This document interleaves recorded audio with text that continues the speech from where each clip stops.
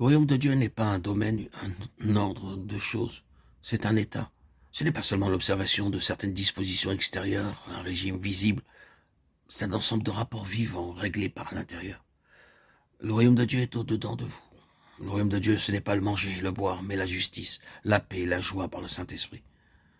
Ce n'est pas un système qui viendrait s'imposer à l'homme du dehors, c'est un caractère céleste imprimé à notre vie par un don de Dieu. Le royaume de Dieu est un état de choses dans lequel l'autorité se trouve de plein droit entre les mains de Dieu et qui ne fait aucune place à quoi que ce soit qui lui est étranger. En d'autres termes, le royaume de Dieu, c'est Dieu. Peut-être pourrons-nous mieux nous expliquer là-dessus si nous abordons la question des lois du royaume de Dieu. Dans le chapitre 3 de l'évangile de Jean, c'est de toute évidence le royaume de Dieu qui se trouve au premier plan. Et la grande question est celle-ci. Comment un homme peut-il entrer dans le royaume de Dieu? En d'autres mots, quelle est la loi qui régit l'entrée dans le royaume de Dieu? Notre Seigneur Jésus-Christ déclare que cette loi, c'est la nouvelle naissance, la naissance d'en haut. Si un homme ne naît de nouveau, ou ne naît d'en haut, les deux traductions sont justes, il ne peut voir le royaume de Dieu. Le mot grec rendu par naître signifie proprement parvenir à la vie. C'est une vie d'en haut que nous avons à recevoir. Trois choses ici sont à noter à propos de cette naissance d'en haut. La première, c'est la différence qu'il y a entre cette vie d'en haut et la vie naturelle. La deuxième, c'est le caractère propre, la nature propre de cette vie d'en haut.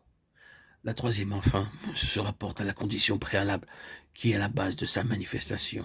Ce qui est né de la chair est chair et ce qui est né de l'esprit est esprit. La vie de l'esprit telle que nous la recevons à la nouvelle naissance est la plus grande réalité dont un enfant de Dieu est à tenir compte dans sa vie pratique. Celui qui est né de Dieu sait qu'il a en lui quelque chose qu'il n'avait pas de naissance. Son tempérament naturel le porterait dans une circonstance donnée à penser de telle et telle façon, à prendre telle ou telle direction. Mais la vie nouvelle qui est en lui prescrit un tout autre chemin. Cette vie d'en haut est quelque chose d'absolument distinct de nous-mêmes. Elle a sa constitution propre, son existence propre, et pourtant elle est en nous. Il y a un vieil homme là, c'est vrai, qui continue à penser et à vouloir. Il n'est pas anéanti, il n'est pas annihilé, mais c'est tout aussi vrai qu'il y a là un homme nouveau, aussi réel que l'autre. Et ces deux hommes ne peuvent jamais s'entendre. Ce sont deux personnalités nettement tranchées, absolument distinctes l'une de l'autre. Tellement distinctes que nous avons réellement conscience de porter deux hommes en nous.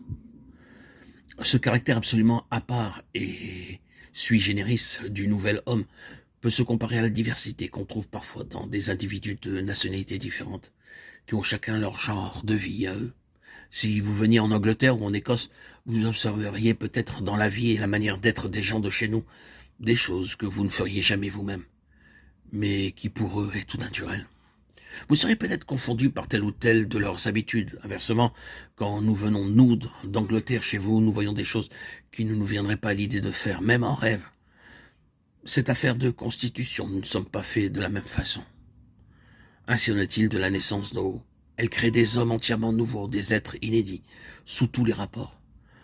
Le nouvel homme ne pense même pas à faire telle ou telle chose que le vieil homme a toujours faite. C'est quelque chose qui ne lui dit rien, qui lui est indifférent.